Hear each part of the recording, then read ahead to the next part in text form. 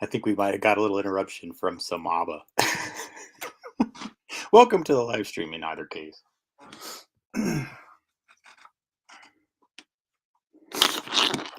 Let's pray that I don't get a copyright strike from this event there.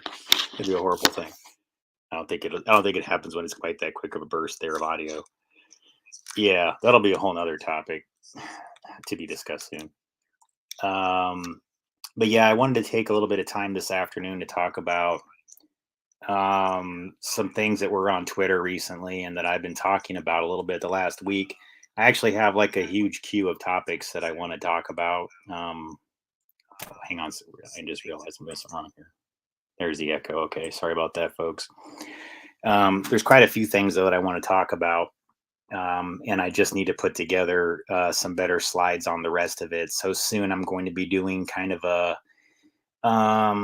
some more material on things about Hollywood power infrastructure and films that are basically connected to discussions of those things openly. Particularly, I'll be talking about The Player by Robert Altman really soon, because that'll tie into this topic even that I'm discussing here right now. So let me try to get into it quickly because I don't have a lot of time this afternoon to do a really, really long one. So I'm just going to try to do my best to try to make this as condensed as I can. Hang on really quick. So live stream right now.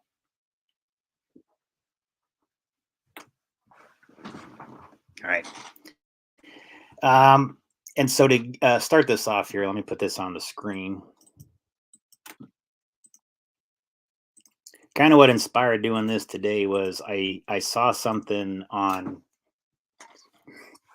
what was it, Tim Pool's Twitter post.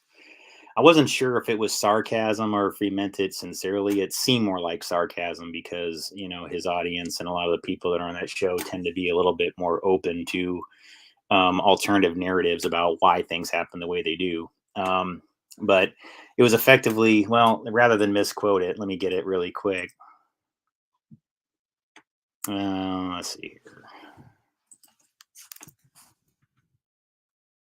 I thought I had it up, but there we go, Tim Pool. All right, let's check out his channel really quick, and I'll show you what I'm talking about here. Where was it? Yeah.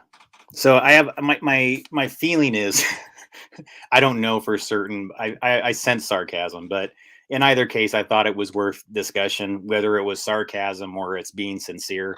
I think that either positions, honestly, with as confusing as information is to interpret nowadays for nearly anybody, I actually understand why people take aggressive positions that there's no such things, as much as they take aggressive positions that everything has to be or that a lot of things are. Because in my research, the things that I've discovered, especially when it comes to things that are pretty big stories that are connected to people even close to my family, I have never really seen a single one of them go into being major news stories or being that big a deal. And I would say the things that I've uncovered are a huge deal. The fact that nobody really does anything about it, never did anything legally, and that the media never really caught on to it. Not that I wanted them to necessarily, but I wanted there to be some accountability surrounding some of the issues that I've discussed. And the fact that it never became any of it, it was never there was nothing legally done. There was no media investigation. There was no media curiosity. That's when I really started to understand the ecosystem connected to federal crimes, not to mention things that are local in nature. But I'm talking specifically about when somebody makes a statement like Tim Pool did, saying, no, laugh out loud, no false flags are not real, and no country would ever kill its own people to justify a war. Crazy conspiracy bullshit. All right. But he said that about this particular thing here, where it says U.S. has intelligence. Putin will stage a false flag on his own troops to set up a pretext to invade Ukraine after talks between the U.S. and Russia collapsed. Wow. This is one of those ones where when you look into it, there's like so much mirrors and deflection going on that, how do I say it? Not from Tim Pool necessarily. So let me put it this way. Like, So say it's sarcasm, which I think it is. You still have to sort of deconstruct this statement a little bit more sophisticated to say, like, all right, perhaps something will go on the border that will be a quote false flag, but my guess is that it's not Russia that would go about doing this, and it's not Russia that would be the ones that are planning it. This would be something that would be more consistent with NATO interests and those that are in the Ukraine. That if the thing that I was kind of surprised to learn about lately, ladies and gentlemen, is that Chernobyl has become chosen, I guess, as a holding facility for spent nuclear waste. And in if the story that I saw was correct, I need to look deeper into it. Apparently, some of that nuclear waste is going to come from America and be stored in Chernobyl. How that's going to be transported and all the logistics that are involved in that, I don't have a clue. This was something I saw on Cryosan's channel when they went out to investigate Chernobyl, and they found an entirely like modern facility. And then the locals there were talking about how it was on the border, I guess, of Ukraine and Russia. It was part of this. It seems like there's something more connected to this issue and uranium interests that's really driving the overall false news narrative. And then I think when you talk about what might be going on there as far as events go, NATO, many would argue, is really just kind of like an extension, really, of it's sort of like soft Nazism, hidden as a like global, organization for whatever you want to say. Like NATO has not been doing good things historically, I guess is all I'm trying to say. I don't know why the United States, despite the split that we have here, as far as our opinion of NATO is even still involved. But I think what you're really seeing with NATO is kind of like that global, like we had Operation Paperclip here in the United States. I think what we have are just like leftovers of Nazism, and those who were still embedded within intelligence circles globally that wanted to see that agenda succeed. I think NATO is just really kind of an extension of it. It's a way to sort of like quietly and more softly and less aggressively over decades do what they had always intended to do in World War II with the Nazi Party. And then just using all these countries as finding ways to gain their confidence and trust using various private parties that provide intelligence analysis to the varying nations. And then when you drill past who that is, you're going to find, well, like in the United States, almost any time we're told to go to war with somebody or said, boo, they're bad, or we should go over there, it's almost always Science Applications International Corporation who's providing the intelligence that's telling us to go bomb somebody or kill somebody or, headed off at the pass or, attack back in an aggressive fashion at somebody you don't really even know did what like, for example, Iraq, creating a justification for attacking Iraq because they said Saddam Hussein had like loads of these chemical weapons stashes that he did not have. That's more consistent with, if you ask me, that's like the extension, I guess you could say, of NATO, or rather the extension of Nazism within NATO that's kind of hidden within organizations that are privately supplying, using private companies supplying intelligence to governments and militaries. And then those private companies like SAIC have global operations, and they're just simply just always supplying the same narrative to all these different countries that are NATO partners and trying to do just like with the United States, quietly trying to extend the Third Reich that wasn't really lost during World War II as much as was quietly hidden behind the scenes and allowed to continue. Again, guys, I know it's not the most popular topic to bring up, Nazism, because not very many people understand what it really is. I would argue that Nazism is a lot closer to these Hollywood companies. Nazism is a lot closer to the ones that are providing critical race theory. That's Nazism. Nazism is critical race theory. Nazism is this whole COVID narrative. Nazism is a way to freeze everybody, stall and lag everyone else while they themselves, rocket to the top, go straight to the top, buy everything that you own for pennies on the dollar and resell it amongst each other and hold on to all these properties, hold on to all these homes. Why do you think that some of the Republicans right now in the United States are introducing legislation to reduce foreign ownership and property in the United States? Because 1/3 of the single family homes in the United States are owned by foreign interests. Wow, that's a hell of a way to destabilize a country really quickly, is make sure that the residents cannot even afford to live in the houses that are within this country that they live in.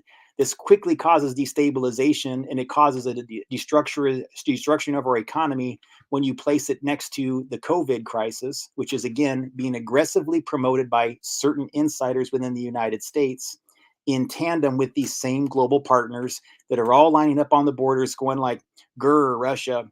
I'll tell you why they don't like Russia.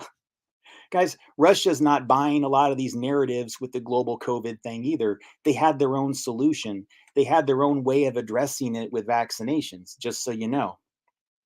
And so what's really going on here, folks, is that Russia's not playing ball with the larger NATO narrative, which is, when you really drill past it, a leftover narrative from World War II and the paperclip interests. That's just what I'm saying, okay? Yeah. Yeah. I agree. Just so you know there, Lazarium, I'm not disagreeing with you. So yeah, Putin does not need to carry out a false flag, and I agree. So we're not in disagreement there at all. Just want you to know that. I think that if you look at my research, guys, I'm just telling you, my family has a lot of hidden power. Okay. My aunt was in the Department of Justice. She is blacklisted from Russia. My aunt is Catherine Warma. I can show you the article in Sputnik. Hang on really quick while I do that. I'll show you the article. I know you guys, if you've seen me before on my channel, or if you've, your regular viewer, you've already seen this, but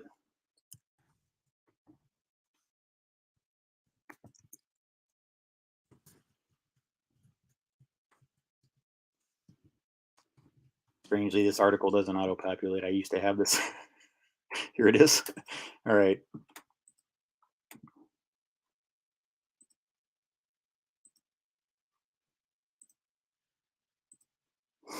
So what I'm saying, folks, is that there's something deeper going on with these relationships, so that you understand that I'm not just your average person discussing this. This person right here married into my family through my uncle Ricardo. That would be Catherine Warma. So I'm familiar with how this works a little bit better than average, guys. That's why I wanted to offer, a little bit of a, whatever you want to call it. I wanted to provide some, I guess, some additional comments to what, I guess, Tim Pool's channel or Tim Pool's Twitter posted today, because again, whether he meant it as sarcasm or half sarcasm and half seriousness, it kind of seemed like one of those ones that's subtly writing between two things. It's like a little bit like he's trying to like sarcastically say like, that can't happen. And it's almost like a way of saying like, can it? Like, yeah, it does. While simultaneously also kind of calling to attention to that maybe Putin wouldn't necessarily need to do that. So I don't know. Yeah, guys, I don't know. I mean, if Putin has something to hide, I really don't know. I'm just saying, guys, it doesn't really strike me as logical that he's himself or Russia as a larger country is doing this type of thing or planning it. And it's not really within their MO. It's not really in something that they've historically been known for. It is, however, something that the United States and these Operation Paperclip Nazis and crisis actors are known for. So the US does this very frequently. It does it to its own population, and it does it to people globally in other places. What I'm trying to do with this presentation is to explain to you how there are groups that could have significant influence within law enforcement, media, etc., that could achieve things that are false flags with zero government involvement that could trick everybody. If you watch the film FX, which I would very much recommend, I think you can still get it for free on some of the movie streaming services like Tubi. That's in the United States. I don't know if it's available anywhere else, but it's literally just called FX. I'll put it up on the screen really quick here. But the reason why I wanted you to see this is because, again, here is Russia blacklist U.S. justice officials related to Seleznev's detention. And you can see Catherine Warma is an attorney with the Department of Justice connected to, this very high profile case. Now, when you add into that,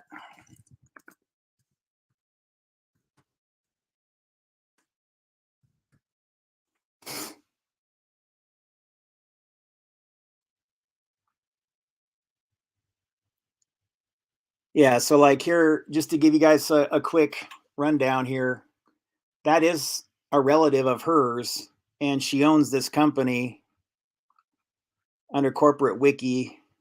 called ProAct.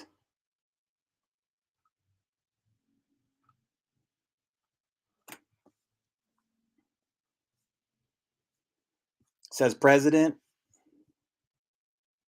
and then these are some of the addresses that they're at. And by the way, guys, I've done articles from these areas like Rancho Cucamonga.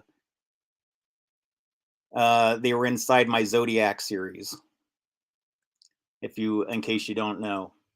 So again, these are related people, Catherine Warma, and I can show you guys both Catherine and Kim Warma marched on Washington, D.C. with the pink, vagina hats on.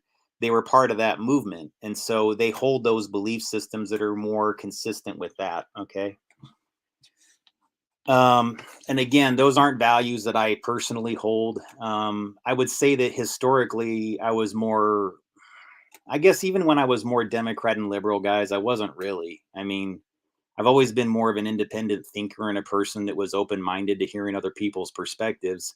But yeah, I was raised around a pretty significant liberal, Democrat influenced upbringing. In addition to these connections to the Department of Justice and that PROACT crisis assault actor training, just so you guys understand, like what I had ingrained in me as a child.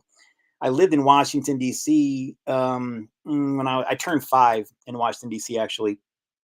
And that's when my father was serving as a fellow for Senator Warren Magnuson of Seattle. And so my family has political connections. I'm just letting you guys know I've been in the DC infrastructure as a child. My family was there. I have family members that are still kind of intertwined with all these things. And the thing I've noticed is that anytime that the companies that they're affiliated with or they themselves have been someplace, even when they leave, the influence remains. What does that mean? Well, this same thing involving crisis actors means to say that you can have people that are surrogates that serve your interests as human shields. They're effectively just paid to play a role.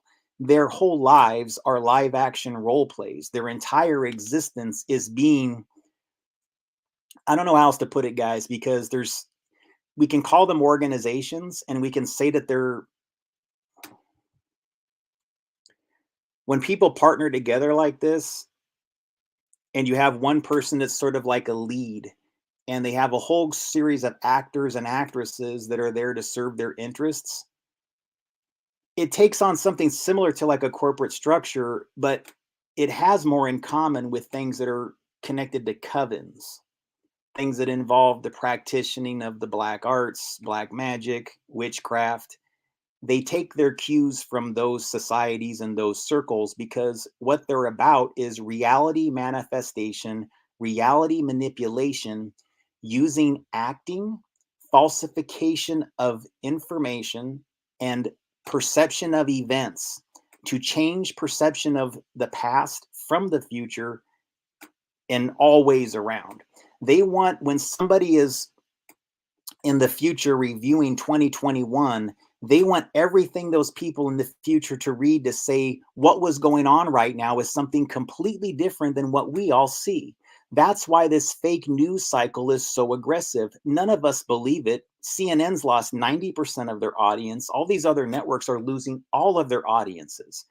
So none of us are buying it. So they're having to constantly come in and go like, you will believe it. You will believe it. And who is manufacturing it? Well, we know the people on Twitter aren't real. These are mostly bots. Yet, when you look at their profiles, the people that'll like, you guys have all seen this, like COVID things. You'll see the same post done in repetition by people that have real sounding names, but slightly off resonance. So, like, you can tell they're a bot. You can tell that some machine created them, but they're constantly repeating a narrative like going, I, for one, don't care how many booster shots you have. You better wear your mask and you better support mandates or else you're a bad American.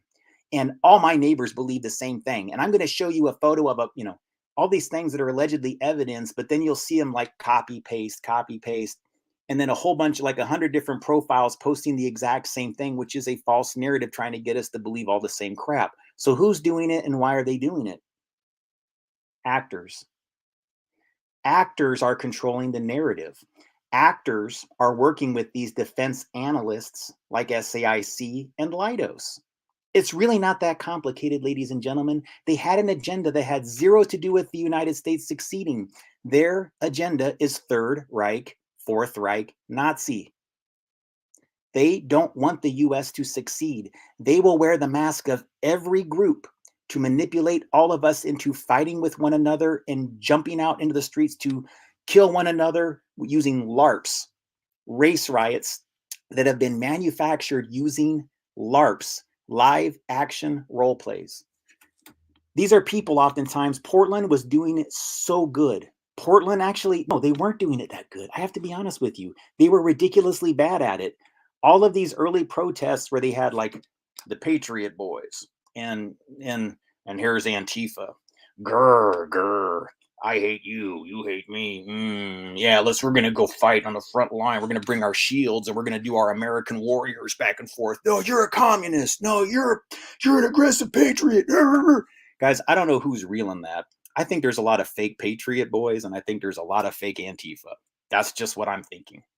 I think there's a lot of people interspersed with both of those movements who genuinely believe it and really take it to heart, and it really is who they are. That's the whole point of false flags. That's the whole point of these forms of live action role plays. I guess it's more, like people prefer using the term LARP to FF, false flag, LARP being live action role play. Why? Because I think false flag just has that sort of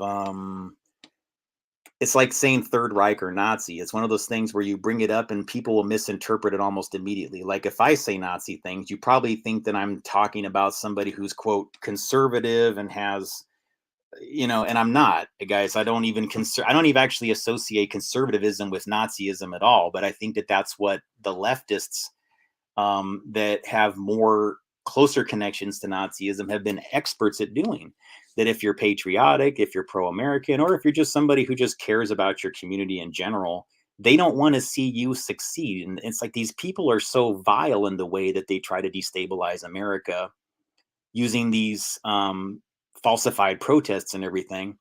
If you don't believe that I know something about this, guys, you need to look no further than 6 Degrees of Chaz. Chaz being the Capitol Hill Autonomous Zone that was set up in Seattle during the race riots of 2020. This was a completely ridiculous thing. And I was looking at this going, what's happening here? And it wasn't until just recently that I even understood that my family had a connection to that also. Oh yeah, guys, it gets deep. So the lady that was kind of making all of these decisions was the mayor, Jenny Durkin. Well, it just so turns out, guys, this article back here, this person, this case like Roman Seleznev in here, this Catherine Warma. Okay, so my Aunt Catherine, whose sister is Kim Warma, who owns the PROACT Crisis Assault Actor Training Company, filled with crisis actors, okay?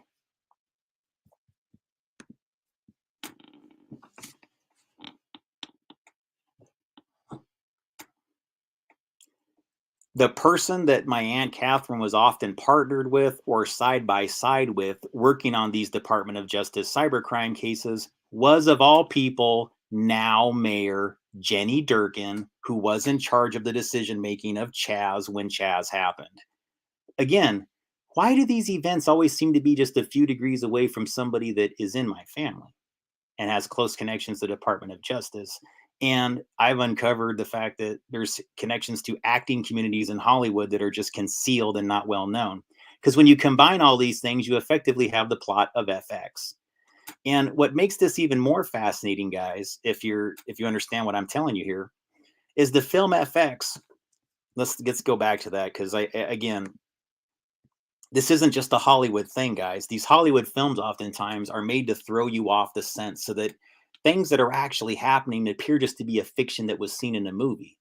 And sometimes the movie itself serves as a little bit of a, it's like a guidebook for those who are seeking the service. Like, do you need to disappear? FX team will help you.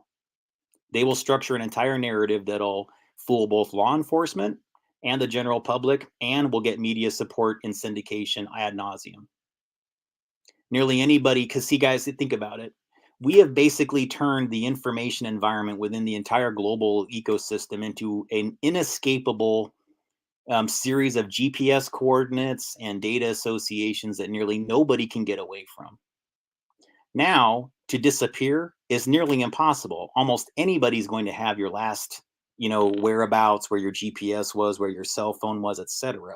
So now it's become about doing two things: falsifying all of those data sets relative to your GPS coordinates, your whereabouts, how your phone is associated to a certain geographic location, a certain SIM, a certain IMSI, all of those things. And they have to be able to spoof that to disappear you, because that's the new form in FX. When FX was made in 1986, these cell phones did not exist. You could not get a GPS, latitude, longitude GPS coordinate on any living person anywhere, based on just data associations.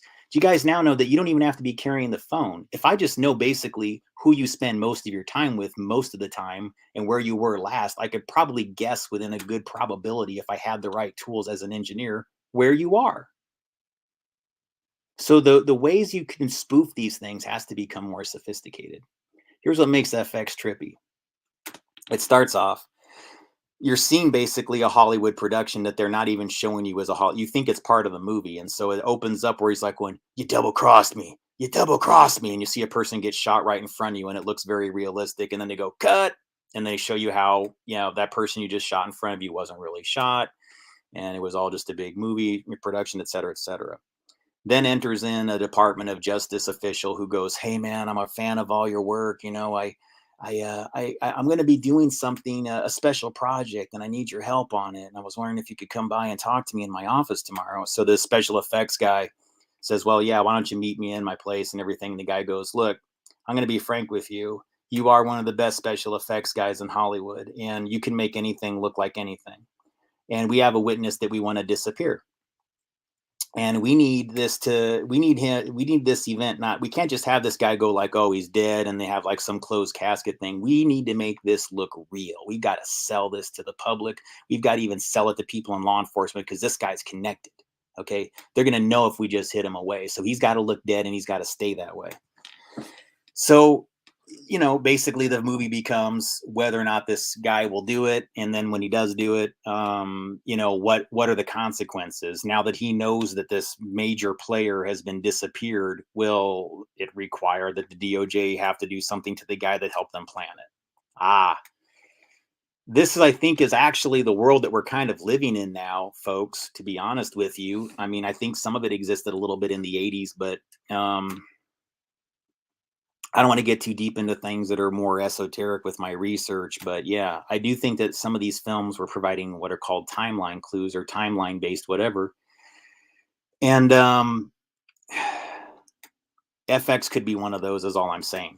What makes this even trippier is FX was one of the only films that was produced by, of all people, this blew my freaking mind when I saw it. Like, I watched it again and I saw the opening screen and it said, a something Dodi Fayed production. And I'm like, why does that name sound more than just a little bit familiar to me? I know I've heard Dodi Fayed. I'm pretty sure that's the guy that got in an accident with Princess Diana, or he is at least related. Let me go look it up.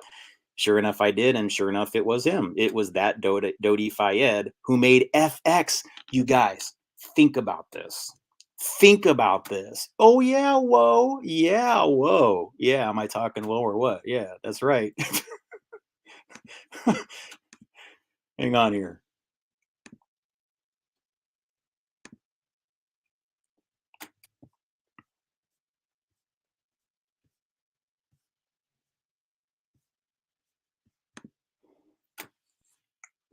So I put FX as a Hollywood film that reveals something very real within its fiction, like the partnerships that exist between the Department of Justice and Hollywood to manufacture false flags or live action role plays to disappear witnesses or fake events. This one was produced by executive producer Dodi Fayed. Now let's take a look. Known for a romantic relationship with Diana, Princess of Wales. Fayed was born in Alexandria. Okay, hang on here. Anyways, you guys you can read that on your own if you want to, but it says down here, oh, by the way, Dodi's mother was the Saudi Arabian author Samira Khashoggi, the daughter of Muhammad Khashoggi, and the niece of Saudi billionaire arms dealer Adnan Khashoggi. You guys remember Khashoggi? Okay, I'm not going to go deep into that one. But it says Fayed was the first cousin of the late Washington Post Saudi journalist Jamal Khashoggi, who was assassinated in the Saudi Arabian consulate in Istanbul, Turkey in 2018. Fayed was the executive producer of the films Chariots of Fire, Breaking Glass, FX, FX2, Hook, and The Scarlet Letter.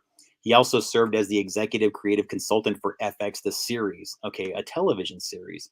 So, I mean, guys, he wasn't just passively discussing this, like he, within his Hollywood, his very limited Hollywood production career, was pretty much like almost obsessed with the theme of a partnership between the Department of Justice and Hollywood and the way that they can disappear or create a false flag event. And he was discussing it within his creative work, even though he wasn't necessarily the writer or anything. He was just an executive producer. But he funded a project that was about this exact topic. And then him and Diana were mysteriously like killed in a car accident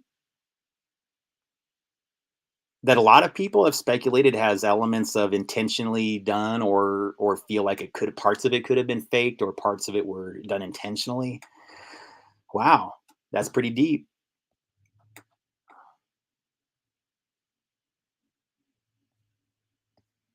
Yeah, I thought so. So I guess yeah, my head's been going like I've been wanting to do a live stream a lot lately, guys, and I'm sorry I haven't been on. I've been wanting to. I have to work more lately to earn a living is all. Like this is work, don't get me wrong, but it's just that sometimes I have to actually go out and do the gig type work. I do love doing this though, so I mean, trust me on that one. If I could spend more time doing it, I would. I'd be doing more streams. But is it really that difficult to believe that some of the same studios that make these films are capable of disappearing people or faking events?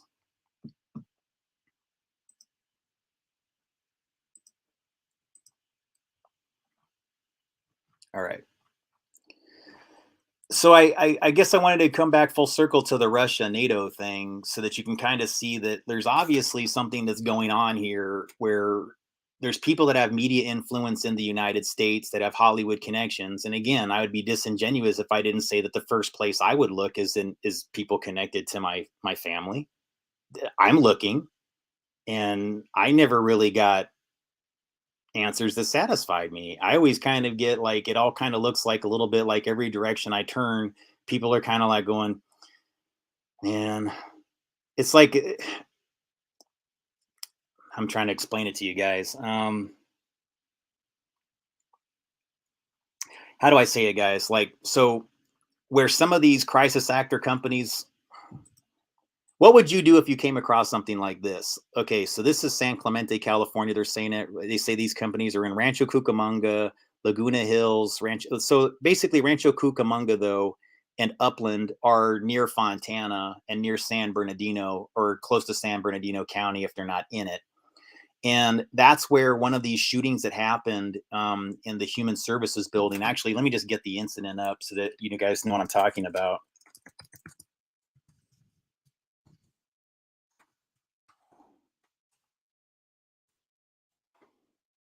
It's either Riverside or San Bernardino. I can't remember.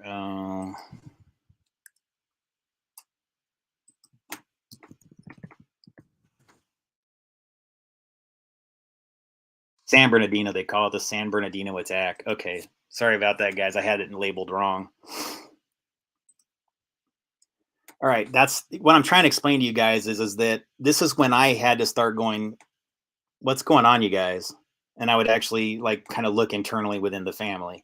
So I had a cousin who's not a blood cousin of mine. He married in through a cousin who I am related to by blood, who was in the building when the San Bernardino attack happened. So now I'm just asking you guys just to put yourself in my shoes. Hell, I'm just asking other family members of mine who think I'm a dick to put yourself in my shoes if you understood the things the way I do. And if you found that your aunt, who pretty much never talks to your family or never, I mean, again, very seldom does, is in the DOJ, has a sister with a crisis actor assault actor company. She pissed off Russia significantly enough to where they banned her and blacklisted her from entering Russia ever. She handled high-profile cybercrime cases with Jenny Durkin, now mayor of Seattle, where my aunt Catherine and Uncle Ricardo reside. Who's in control? Do you guys honestly believe that the ones that are right there, like saying, "Hi, I'm the mayor," is actually running things? Or does it seem like there's a hidden hand? Now, if you think it's who I think it is, we probably are in agreement. I'm not being cheeky with you, and I'm not trying to say this as some sort of like Illuminati confession. No, I am not involved, you guys, if it's going on. I'm telling you that I ran across all this information and I was equally like, all right, WTF. And then I learned there was a whole bunch of other people in the Seattle area that equally go WTF. And sometimes those people are planted specifically to say WTF with the others so you can get reeled into their WTF trap so that we're all in this sort of common outrage against the same people together when in all actuality, some of them were actually partners with the others. So again, guys, the layers of deception are very, very thick. And I don't even understand entirely how to navigate out of them, except just to tell the truth the best way that I know how without assumption of guilt towards anybody, except to say that when you see this many things line up and this many incidences that are this like whatever, eventually you're going to kind of go like, nah, I'm pretty sure false flags are a thing. I'm pretty sure there are people who do it. And I think that if my family's not doing it, well, they should at least understand how it's possible to be done based on all the parameters that I've shown you. If you had a whole series, like literally like a couple thousand actors on your payroll, say they were just contracted or on the sidelines that could do EMS based crisis acting scenarios, meaning to say like they actually train with people that are in emergency services to pretend to be people that are like shot or whatever else. Okay, that's part of their training. Say those people partnered with Hollywood studios to, on behalf of people that are very rich or elite, to get away with things. They could basically just do all these very sophisticated events that they trick us in movies into thinking they're real, except that we just look at them as movies and we go, well, I just saw a movie. But we all sort of agree that when we watch a movie or a television show that has an event, a car chase, a shooting, that it does look pretty realistic. I mean, unless they just go out of their way to make it bad, it's extremely easy to just go blam and then make a fake blood thing go and pop out of somebody's chest, and that person looks dead after that if they're a good enough actor or actress. And they're going to have to get better and better at it because guess what? Cell phones, GPS coordinates, all the things that did not exist in great numbers when Princess Diana and Dodi Fayed were disappeared or killed, whatever you think happened there. They don't exist anymore. So the teams that do this have to be more sophisticated. They have to be specialized. They have to create what are called metaquariums of data where all the data is confused, all the GPS is swarmed, all the data sets are completely confused, so that nobody can really interpret what went on afterwards.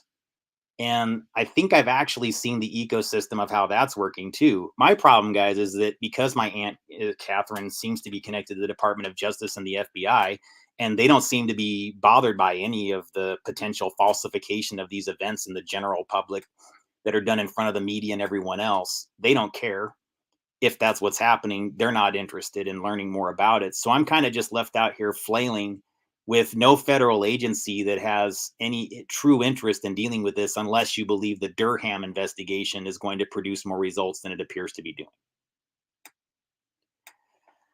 I think that there is possibilities that the Durham investigation could turn into more if it is legit and they've been doing things on the down low the way that I hope they have. Then there's sort of a mirror. Yeah.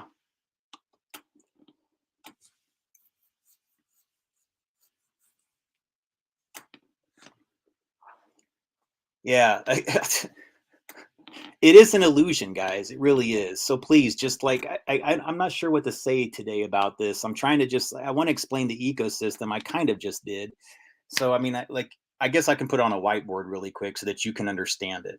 All right, let me just do that. So I'm going to switch to a different camera.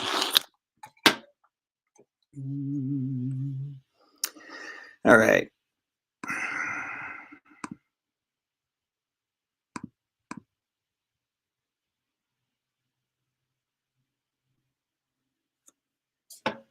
Here it is.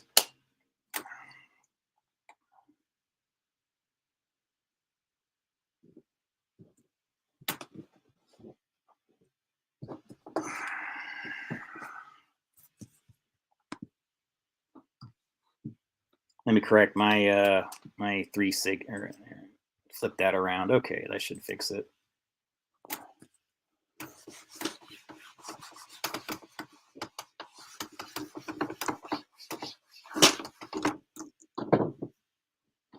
All right.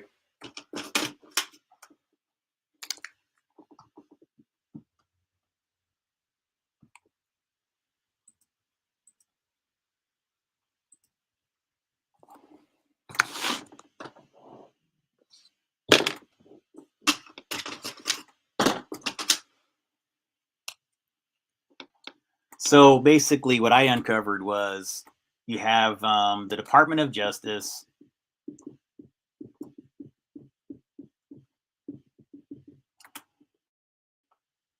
My aunt is Catherine Worma.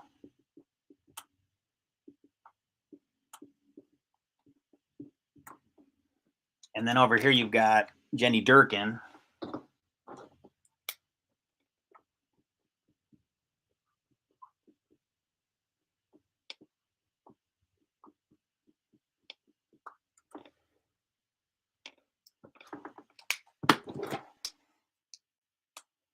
And then these two were Seattle Cybercrime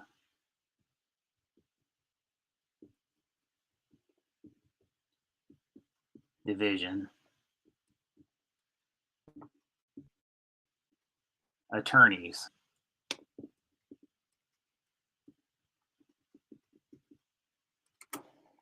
Well, obviously, I'm having some trouble spelling things today, guys. So let's just hang on.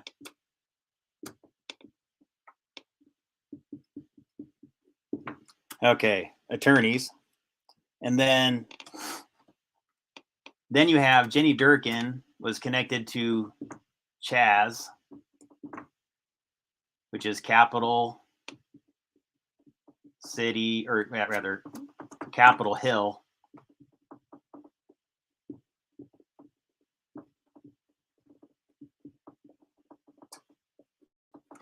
Say, guys, Capitol Hill, Capitol Hill, Capital City, Capitol Hill, Capital City.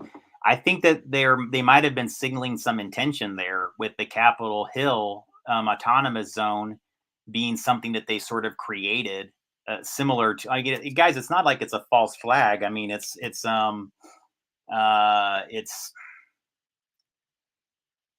they basically created this Chaz thing, similar to the way that they've created some of these other things. How else do I say it? Like Capital City, that whole event was manufactured. It was done with a little bit of real people that actually believed it, but it was mostly just done with crisis actors, probably some FBI involvement, fake patriot movements, fake Trump supporters.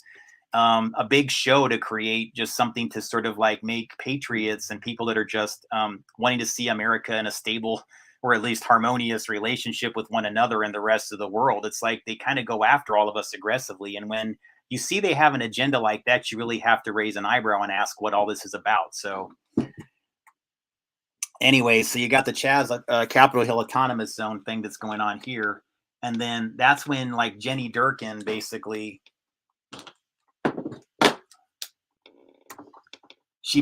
hired a pimp to be the street czar.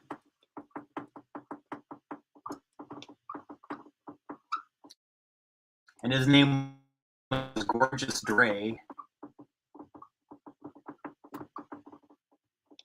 Wow, I'm spelling everything wrong today, man. I can't believe it.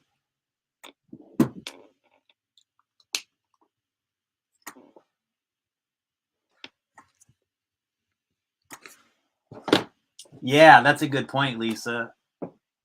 Yeah, Chaz Bono. Yeah, there you go.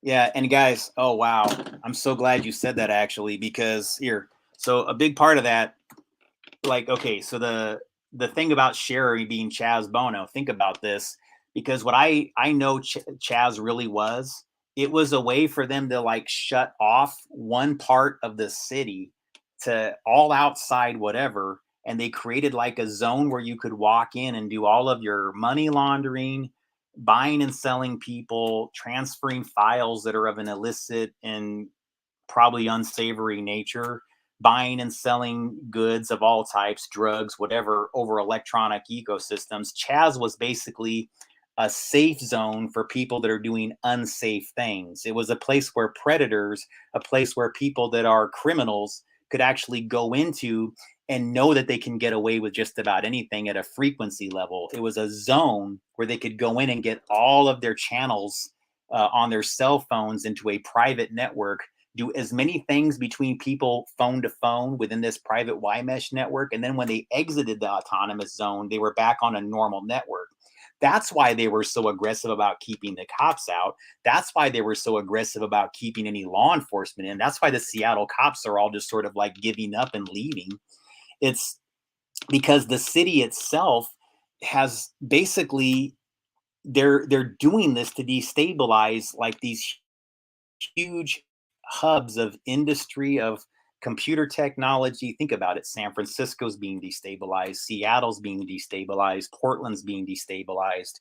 Washington, D.C. is being destabilized. New York City's being destabilized. They're really going after these major areas that are handling finance, that are doing our computers, that are doing our technology innovations, and making it to where people can't go to work.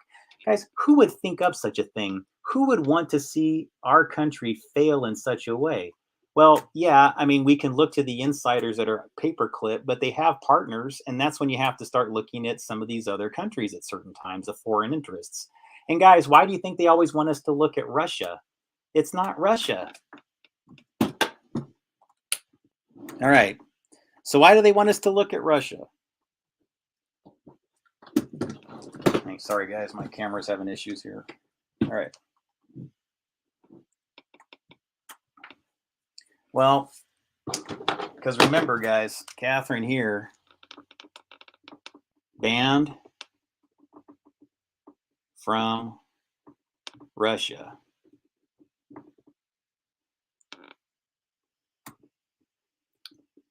For Roman Seleznev.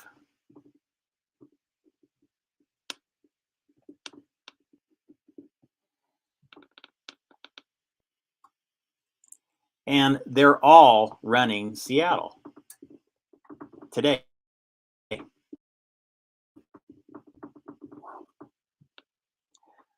This all is really connected. And if you know what Chaz really is, it's a way to just like hack frequencies. It's a way to make it to where people can go into the zone and get away with whatever they want. Things that you couldn't do even with a VPN on a regular cell phone network because authorities would be watching you. That's why so many people in Antifa have such sick predilections that they're trying to get you to accept as normal. You see what I'm saying, guys? Have you noticed this? Like there's this aggressive push to like get you to accept certain behaviors as normal with Antifa, like that Southern California faction of Antifa that was trying to like justify an adult man getting into a hot tub naked with a kid because they identified as like a little girl or something like that. I mean, it's these types of absurd arguments that they're trying to say that like, well, it's a social justice issue. You have to respect people for their perceived differences. And I'm going like, no, that's not really a position that anybody truly holds. Only a predator thinks that way. That's you taking advantage of somebody else's actual whatever they might have going on. Like there might be some people struggling with gender and identity issues, or there might be some people genuinely struggling with gender issues. I don't know. I mean, sure there are, guys. These things happen, but the way that they're promoting it, it's as if there's some sort of epidemic. Like they're trying to make it to where like all these teenagers that are like kind of like, you know, looking for something to latch on to make being depressed more romantic. It becomes transgenderism. It becomes transracialism. It becomes all of these bizarre isms that were never in our culture before. But now with all the rest of this destabilization and the support of the media is also driving these narratives. And what is the whole point of it to do? It's to basically make it to where we're all bought and sold. Now, guys, sorry, I need to pick up why it's not Russia. Because effectively, let's keep going down the board here a little bit. Catherine Warma is married to my uncle Ricardo Cruz.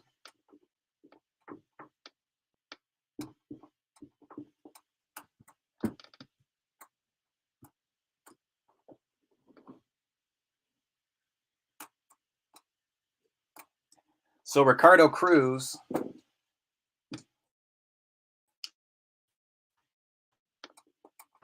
he was basically Seattle school district.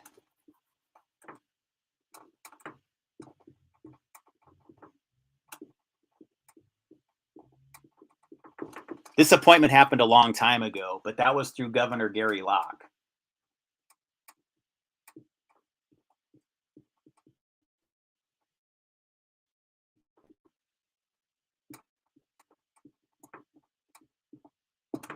So that's how my uncle Ricardo got into power, I guess you could say politically, was through an appointment by Governor Gary Locke. Governor Gary Locke, this is where it gets really interesting.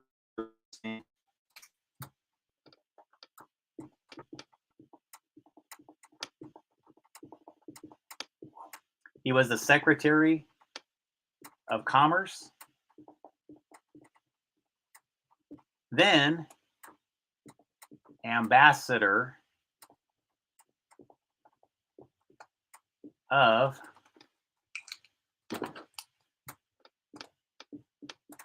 China.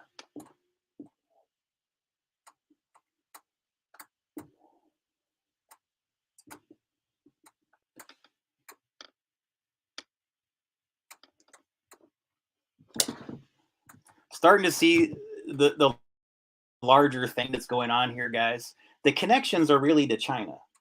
Within the US, the connections, the partnerships, the friendly partnerships exist between insiders in the United States that don't really seem to have the United States' future at heart, having partners potentially in China. And the narrative is always that Russia's doing something to us. Russia is hacking us. It's promoted in the mainstream media. You have all these different groups that are saying, Russia, Russia, Russia. Russiagate was disproven. All of these hacking things have been disproven in repetition.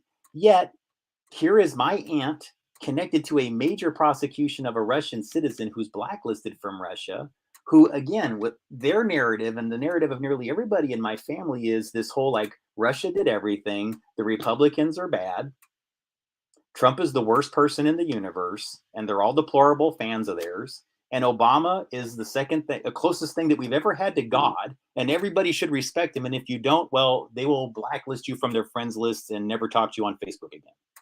It's really weird. Not everybody in my family's like this, but there's enough of them that it concerns me. Again, guys, we should all have the rights just to believe what we want to, right? And, you know, they're all free to believe what they want to, but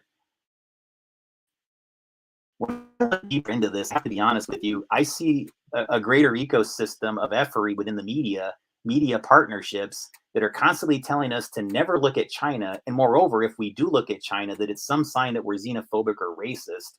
But it's completely okay to send random accusations about everything and anything towards Russia. Let's just talk about what's really going on here, folks. That's all I'm saying. I'm going to switch cameras. Hang on.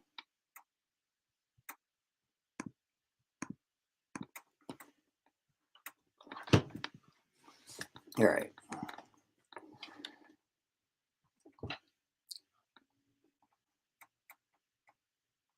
So again, guys, I'm not telling you that my family is the ones that like fund this or do it or anything else like that. I guess that I'm wondering that like with their level of sophistication, why I seem to be like this sort of, I'm by myself and figuring this out. And I don't really have any internal partners within my own family that's like going, gosh, Gabe, based on our vast experience within politics and connections to law enforcement and everything else like that, I can see how these things could happen. So, hey, just for the sake of clarity, let's make sure we clean all this up and make sure there's no impressions that are left behind.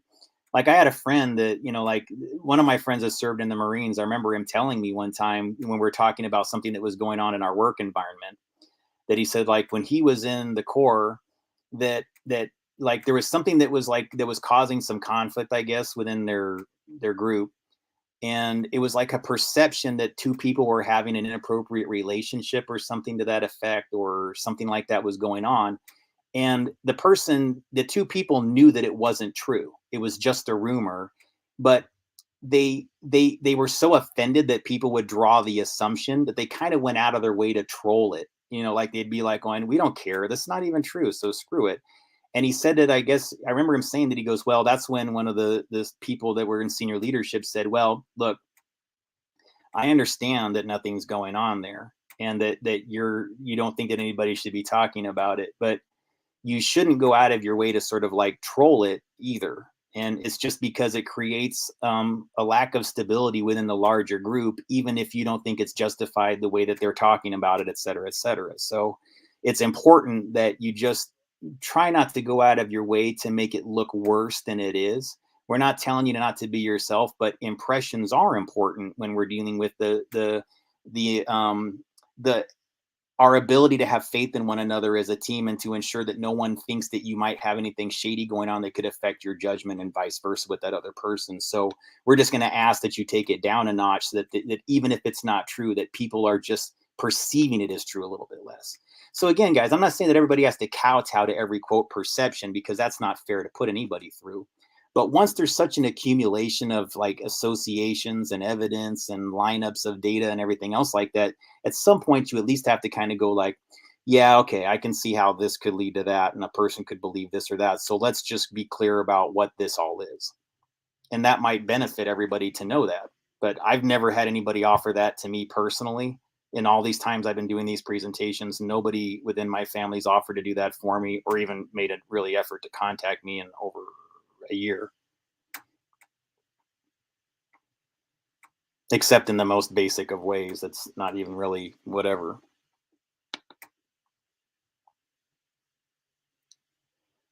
Yeah, yeah, Lisa, the Russian people are wide awake to this. They are.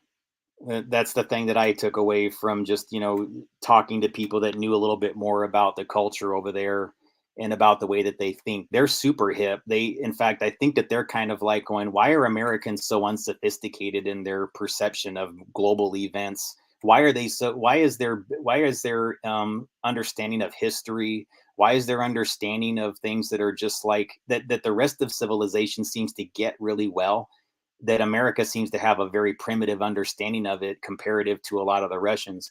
I'm just being straight up with you guys. There's a lot of things that we could afford to learn here, and would benefit greatly from partnerships with Russia that are more cooperative and less, aggressive. Like there's no reason why that, if you're competing for global whatever, that competition has to amount to just constantly throwing darts at the other people or whatever. No, I mean, again, when you're, I guess, global superpowers, maybe you should see it as your greater need to sort of partner together, and not to compete for who gets to have the most carrots to put on sticks and wave in front of the rest of the world. As far as I can tell, Russia doesn't really do that as much as the United States. And I don't think that the United States really as a whole is supportive of that policy. I think it's one of those things that's been on autopilot for decades, and we feel sort of powerless to stop. And so I guess what I'm saying is that my hope is in that providing more details about the ecosystem of disinformation and how it could work. That at the very minimum, we start to like dig a little bit deeper and go like, did it ever occur to you that Hollywood by themselves could have effectively achieved a lot of the deception that's going on in our country, and even fooled a lot of the military? Do you guys understand that these studios are so powerful in their ability to falsify events, that you almost have to look at the film Argo by Ben Affleck. He directed it and starred in it. That film is hugely revealing about the world we exist in as a whole. Where it's disingenuous is they act like Argo was a one-off event, as if that was just something they did just to rescue some Americans out of Iran one time. They pretended to have some, science fiction, some bad science fiction movie that they were going to produce, and that's how they gained the confidence of the Iranians, so they could do this operation to extract them in the 70s, I guess, or the 80s. I can't remember if it was late 70s, early 80s time frame. I was a little bit young, obviously, to remember it. But the film covers that event in great detail. But I would argue that where it's disingenuous is that it sort of makes the CIA look like these great people, instead of it being that this is their technique pretty much everywhere, every place. Not exclusively the CIA by any means, but there's definitely crisis actors and an ecosystem of their connections to other politicians that just simply, they don't seem to be there in a real way. Like, how did Mayor Durkin get to be Mayor Durkin? Was she that popular? Or was it just that that was the candidate that everybody was told to select? They're on the left, they're a Democrat. You don't want to be a Republican, do you? You're in Seattle. You're not going to vote for the right wing candidate, are you? That would be insane. It's just like that in Portland, too, guys. I lived in Portland. I'm telling you, like, to vote for a right wing candidate in Portland, it's like going, oh, you're one of them, huh? I don't think that way myself. Honestly, when I was a little bit more leaning to the left, yeah, on like, I think it was a 2015, 2016 election that really convinced me that modern liberalism is completely fake, that it has its roots in Nazism, and that it's there to trick everybody into believing that it's about social justice, that it's there to like defend the interests of people that are minorities, or people that are, like women and minorities, and like, hey, we're here to support you. It's like, no, they're here to exploit you. They're here to use your issues and to effectively manipulate the issue in the collective consciousness, and then make you the enemy to all kinds of people that you could have been friends with, and vice versa. It's bizarre how good they are at destabilizing things. And then when you understand who's doing it and who they're partnered with, guys, it really is, we're dealing with high level FBI, DOJ, CIA in tandem with foreign governments. That's my belief. I feel like I've been backed into a corner to believe nothing else. So I don't know what else to tell you guys. Yeah. Oh, am I still here?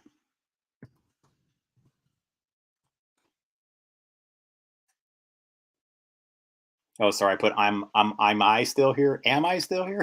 Can you guys see me? If you can't, just let me know. Or if I'm not showing up on the feed here or anything else like that. I just saw somebody put test, um,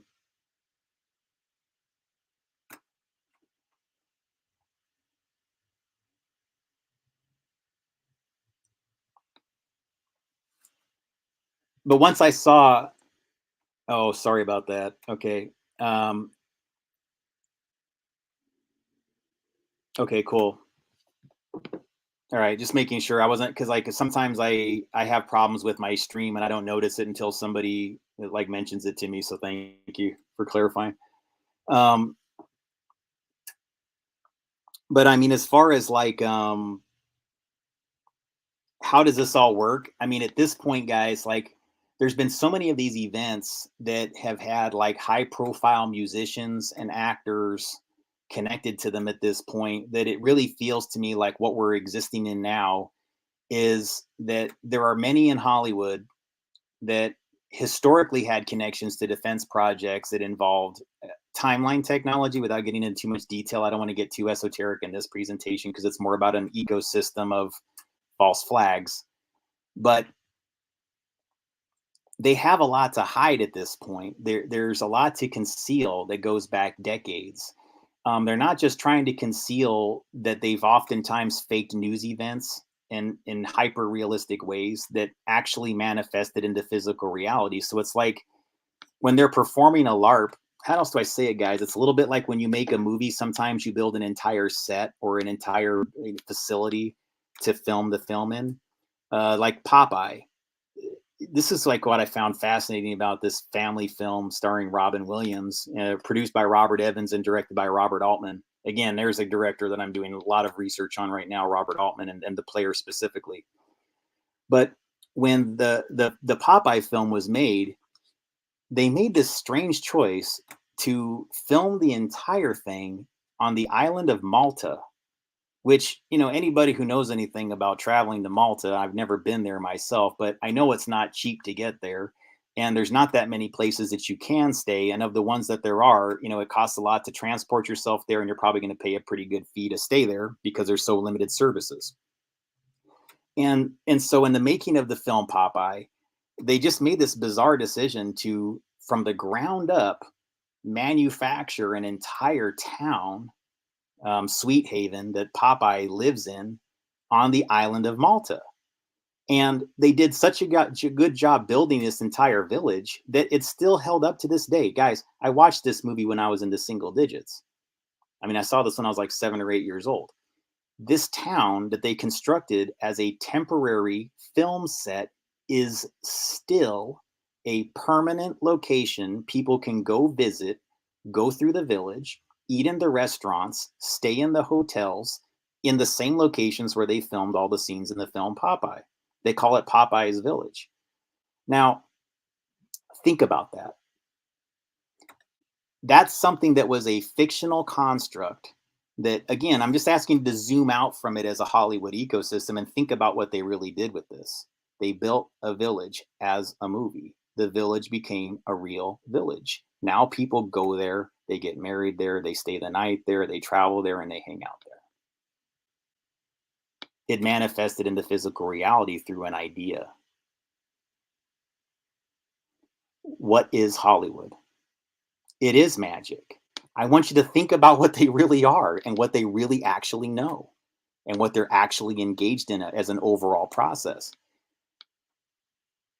Why would the Department of Defense ever want to partner with Hollywood? Because they know how powerful it is. And I got news for you.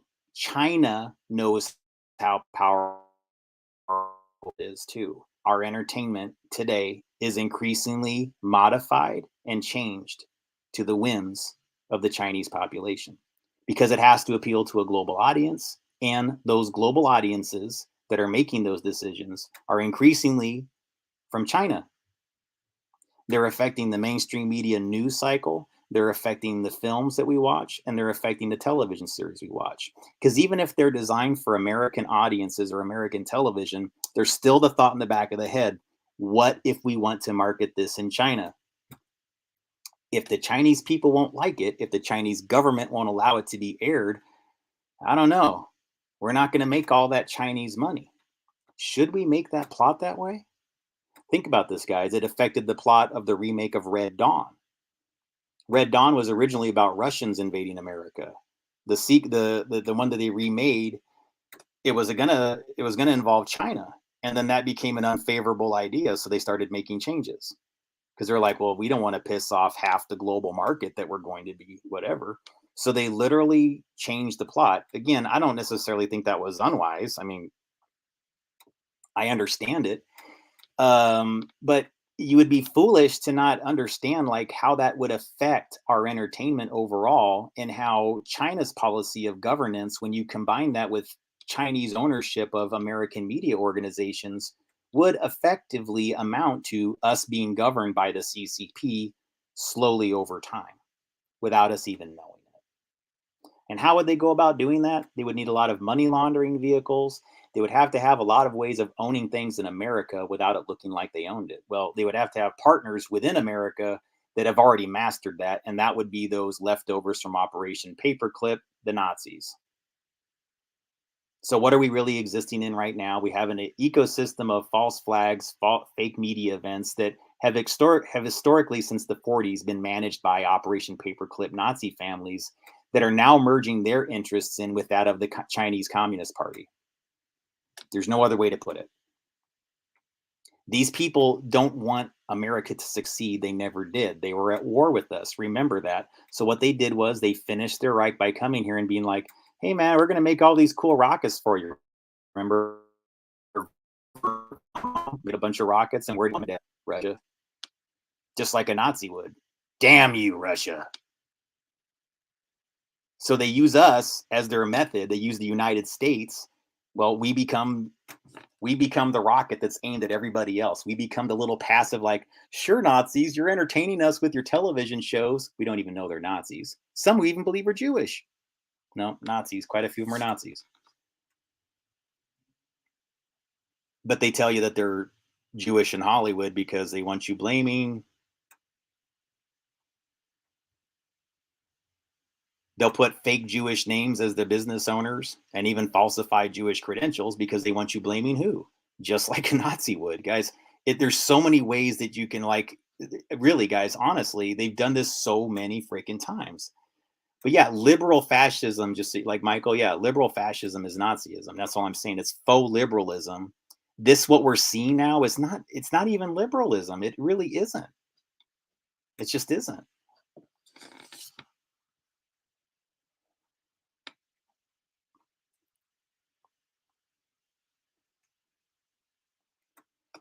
Yeah, but I guess what I'm trying to say is I think that the special interests, when you really get down to it, what that's leading to is this larger agenda of destabilizing America. It's like they never stopped. They never, yeah. Honestly, I'm glad you said that, Lisa. There's really nothing liberal about it. Yeah, I agree.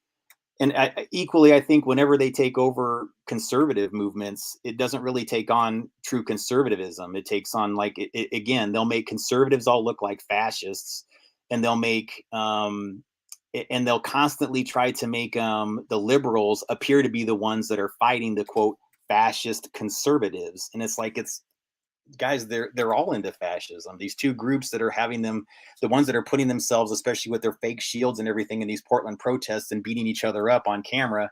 This is professional wrestling 101. This is crisis acting 101, because they want everybody who sees these protests and these fights to go like, yeah, yeah, I want to do that too. It's just priming the pump to get everybody else to just join in and do the rest of the work on our own. But increasingly, the American population, and I love that you're doing this. I love it. I love it. Love it. Increasingly, I'm seeing it almost every single day. People are getting smarter and smarter at a increasingly accelerated rate, and they're just going like, I know this is bullshit. I know it's bullshit. I cannot accept this anymore. I gotta find out what these crazy people over here are talking about. These tinfoil hat people. I gotta see what they're talking about, because I don't believe CNN anymore and MSNBC. Like, these people are just straight up lying to me. I'm sick of it. You're starting to find people that are just like more and more increasingly going like, okay, I have the energy to finally just like I need to know what the truth is, because you guys are lying to me so badly that if I don't figure it out.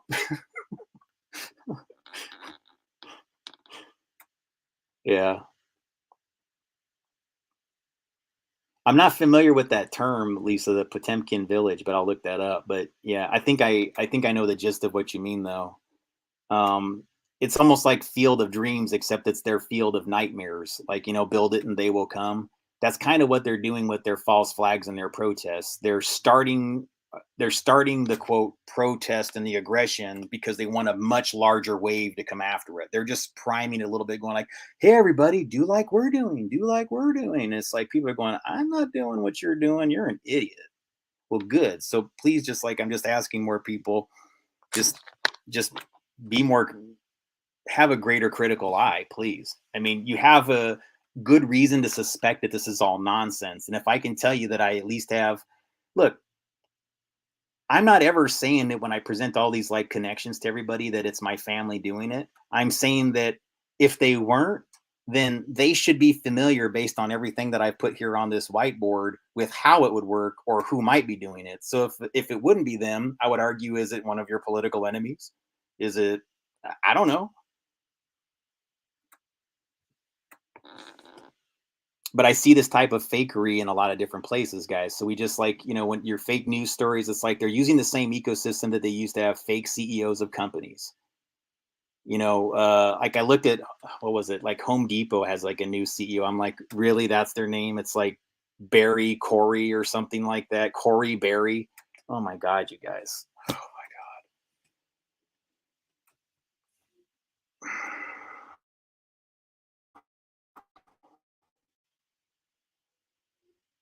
And if people follow my material, you're going to understand what these fake names mean. It's because there's connections between these big box stores and their money laundering vehicles. They've created like a secondary internet, and it's like they create mirrors of transactions so they can change data sets, create a mirror of one data set to look like another data set. They create two companies that have nearly identical names. They shuffle records between them. Like, ever since Sarbanes-Oxley's, these people have had to come up with more creative ways just to fudge numbers and to make it look like they have profits that they don't, or whatever else. And once they had tried all their different tricks and everything had basically been exhausted, now we have COVID. Let's talk about that. Speaking of things that are that's really weird. It's like as soon as I said that, I said COVID, I had a bot come in and say something. So I think I know what you're talking about, Lisa. It's almost like it's something that it happens almost like that when you say certain keywords. I was noticing it before on another one of my streams, but it hasn't been happening that much tonight. Um, but all right. So let's take a look at that Florida thing that happened with AOC. So did you guys kind of notice this thing that there was this whole story where yeah, AOC was down in Florida and started trolling people on Twitter, saying things like that she thinks that Republicans, like the men, are or no, that the conservatives in general, she said, are obsessed with her and her husband's or her whatever's like beauty or something like that, and that that must be why that they have such confused feelings about her positions and all these other things like that. Effectively saying that Republican men all quote want her, and that's why they don't like her political positions or have a disagreement with her. Wow. Well, all right, let's stop. Before you let this type of narrative upset you, it's designed to, number one, she is designed to trigger a whole bunch of y'all, just so you know. That's kind of her function. It is faux liberalism 101. It is a lot closer to Nazi interests. There's a reason why she's do as I say and not as I do. There's a reason why she went down to Florida and didn't wear a COVID mask, despite trying to get everybody else to do it everywhere else. And guys, you're buying the same deception twice if you let this upset you, or if you go aggressively after her over the mask. What they're trying to get you to do, I need you to know this. When she goes down to Florida and goes everywhere without a mask on, she's egging you on. She is baiting you to go, where's your mask? Where's your mask, AOC? Where's your mask? She wants Republicans demanding that she wear a mask. It's not rocket science, and I get it. It's not like those of you who don't wear masks are telling her to wear one because you believe that she should. You're pointing out her hypocrisy. Kudos, and you're right to. But it is designed to ultimately, after you say over and over again, where's your mask? Where's your mask?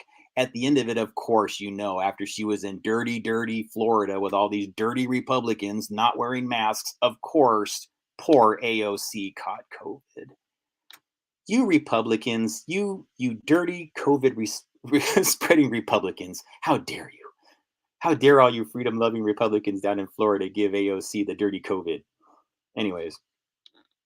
Yeah, but it is mockery. Sorry, I'm not trying to do something similar or anything else like or any extension of it. I promise you, but it is. It's a lot of it is mockery, but she was doing that down there specifically so that when she did eventually contract COVID, which I don't believe it. Okay, guys, I don't believe it.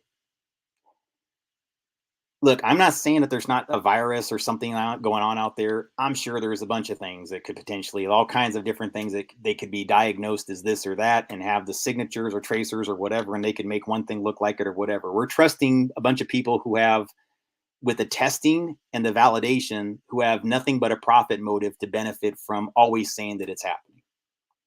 Okay. And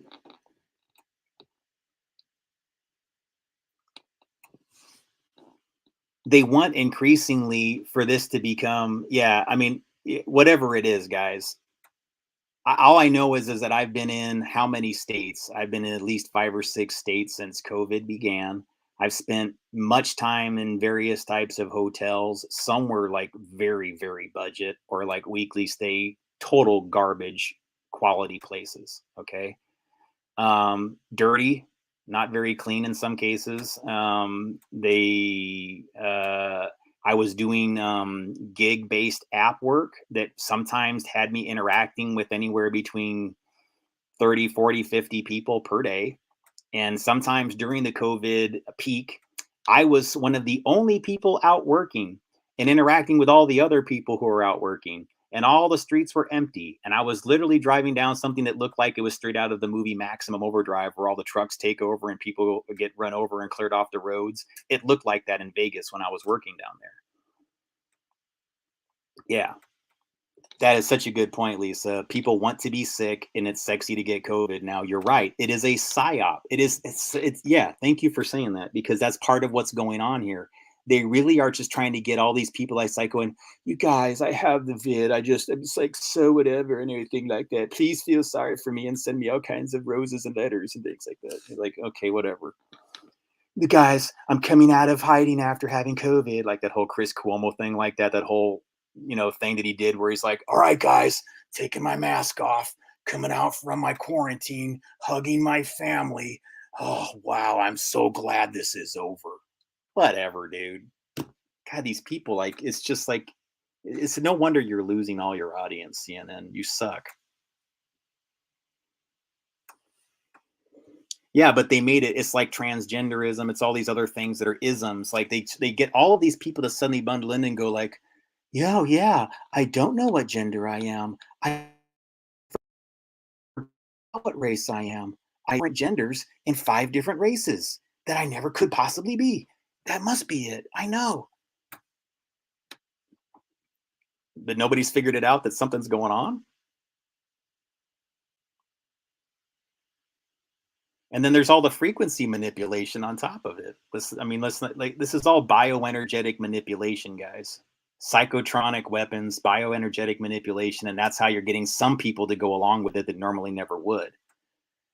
And I do believe that's where you're stepping into the more, the partnerships that exist between American Nazis, European Nazis, and then the Chinese Communist Party, all having sort of a synchronous global agenda to where America becomes stabilized. They become the ones that are in control. The Nazis become the ones that are in control of everything here in this sort of quiet way of achieving power, taking all the small businesses from the small business owners, merging it all into the larger corporate infrastructure that's all being run by Nazis that have paper fictions and crisis actors as their buffers and surrogates, so that we can't even figure out here in America who's in charge, let alone the rest of the world understanding who's doing this to us.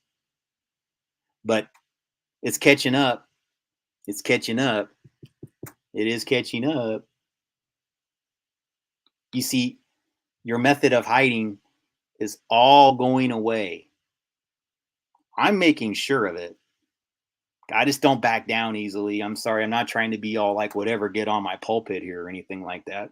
But no, I'm not going to stop talking about this. I want somebody to answer to this. I want somebody within my own family to at least kind of say, Gabe, even if they're offended that I've even like drawn these associations and said, how come you guys don't know anything? How is it possible that you don't know anything?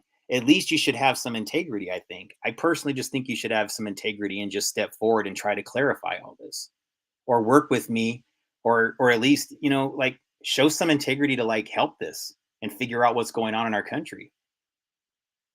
Because like we're like this freaking close to like a civil war that I think is being pushed by these same people that are pushing all these other things.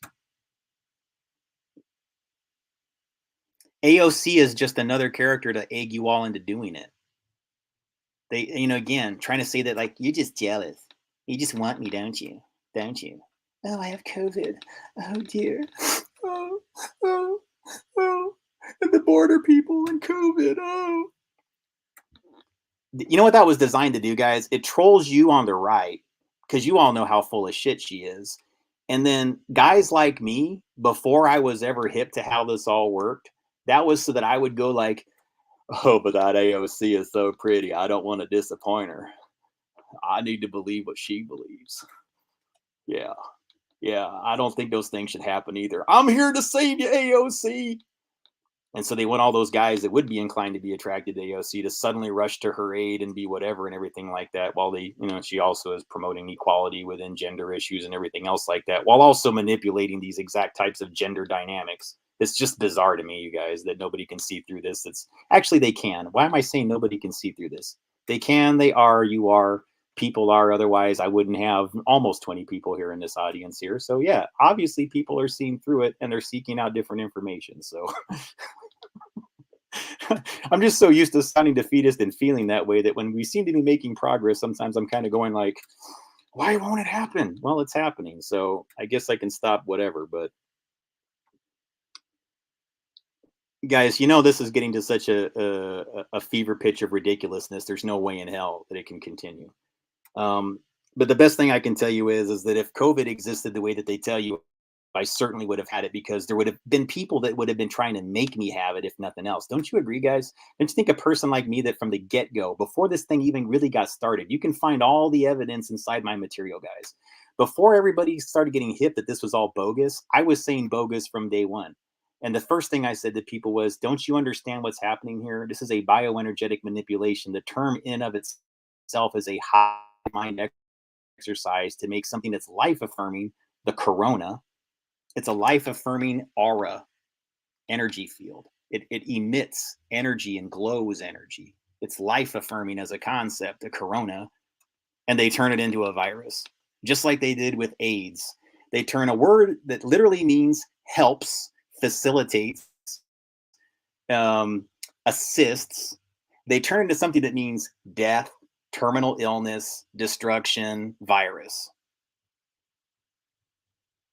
Do you still think you're dealing with anybody who's into things but witchcraft and bioenergetic manipulation?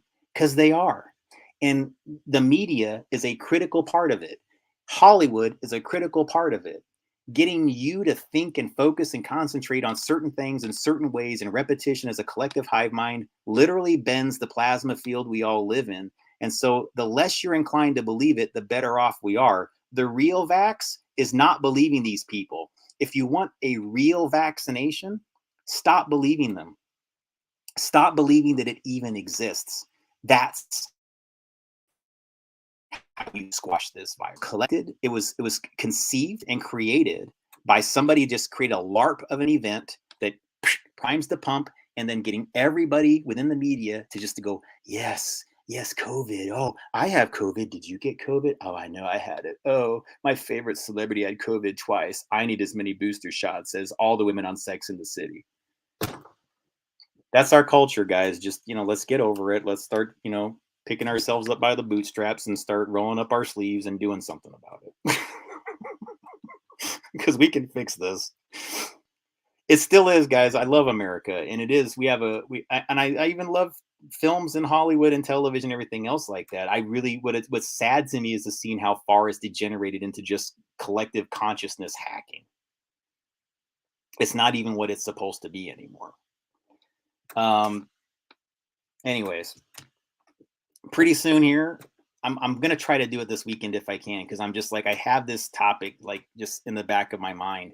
But it's almost like a part 2 to this. So probably the next thing I'm going to do is about Robert Altman, the director of Popeye. There's something about Robert Altman, guys. I'm convinced now. He directed MASH, the movie that was based on the TV series was based off the film. He directed MASH, The Player with Tim Robbins. That's the one I'm going to be talking about, because the whole plot line is literally about a Hollywood producer that accidentally kills somebody, and the cover up that takes place of the homicide, and the way that they're able to get everybody to believe it. Like, everybody knows the guy did it, and the cops know he did it, and the studio knows he did it. Like, everybody just knows that the producer is guilty. But if you watch it, and you'll see how it all works out, the whole ecosystem moves in to protect the guilty party. It's almost like it's on autopilot. It's almost like it has artificial intelligence like way of controlling all the parties around it to go like, protect the interests of the studio. This can never get revealed. Protect the interests of the studio. It's like with corporations, no matter how destructive their actions are to the people, protect the interests of the corporation. F the people, protect the corporation. Right? And that's not America. That's not American infrastructure. That's a corruption of what we are. I'm not anti-corporation, guys. I'm not anti-business or anything else like that. Quite the contrary. I would love for us to be thriving businesses and everything else like that. I would want there to be lots of people that have hundreds or thousands of employees or whatever else like that in their companies. So, but yeah, this is I don't know, man. Well, I'm going to be shutting down here in a few minutes. If you have anything that you want to ask on this topic or anything else like that, or you have as a recommendation or you want me to cover in the next one, but I'm going to be focused heavily on The Player by Robert Altman. Maybe I'll be integrating some other works by Robert Altman just to explain why I think he knew a little bit more than average.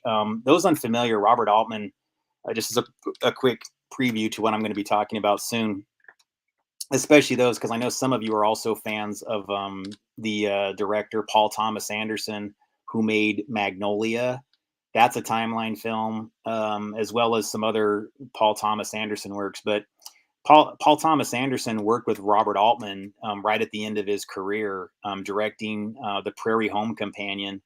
That was Robert Altman's film, but because he was so close potentially to dying, the studio had to get like an insurance policy that said that he had to have a co-director that was there working on the project with him in case something happened and he wasn't able to finish the film. And so my understanding was that because Paul Thomas Anderson is such a huge fan of Robert Altman's and literally pays homage to his work frequently, he was put on as the co-director. So I thought that was those looking for a little trivia in film and who might be fans of The Prairie Home Companion or other things like that, that may interest you. But I do think that there is something really cool that's going on relative to, there are some people that, again, we could always assume these things are all evil or whatever else like that, or all conspiratorial, but no, I think there were some good people. And I think Robert Altman might've been one of them, that were just giving us clues, like similar to The Outer Limits, things like Twilight Zone, Alfred Hitchcock episodes. A lot of these things, I think that they had some knowledge or they were being given information from another potentially timeline or whatever else like that, and they just didn't know how to interpret it. Guys, just that's the topic I'm going to be covering a little bit more detail, the whole ecosystem, things that involving timelines, especially for those of you who are a little bit more cynical about this type of information and may not immediately be able to believe it. I think I can explain it in a way that that it'll resonate with you, and you'll at least have to sort of like raise an eyebrow and go like, wow, okay, let me see if I can at least debunk that at a frequency level, or if I can study bioplasma, or if I can study the connection between frequency, the information that we consume, focus on, repeat, as a collective consciousness, and how that can change events. Because that's a large part of what I'm talking about here. Hollywood's been weaponized for both. Okay, it's a double-edged sword in a lot of ways. All the ways that it's harmed us, it can equally help us. All the ways that it's, the damage that it's done, it could be equally used to fix. And it could actually even be something that, could be a vital part of our economy, more so than it is now, I would say, for the future. But it has to be sort of like, there has to be an understanding of what Hollywood is and what its true power is bioenergetically, and what that actually translates to as weaponized information. I'm not looking for censorship, folks. I'm just saying I'm looking for us to be a little bit more conscientious about what we consume, how we consume it, who's making it, what their intentions are, that kind of thing. And that's what's going to be kind of at the root of the next material. So again, if you want to know the film and you don't want there to be spoilers, my recommendation is to watch The Player by Robert Altman if you're curious. It's on HBO Max right now. That's how I saw it. I have a free subscription through my my wireless provider, so I was able to see it that way. So if you have that channel, you can watch it that way. But I think you'll find that if you focus on it and pay attention to the plot and really examine it, you'll see a lot of encoding. You'll see a lot of information hidden about the secret Hollywood ecosystem and the way that they're used to cover up events and actually manufacture or provide cover for people who've done some pretty awful things. So anyways, folks, I do appreciate you joining here. Have a very good weekend. And if I can, I'll be back on again in the next few days. All right. Thanks. Have a good night.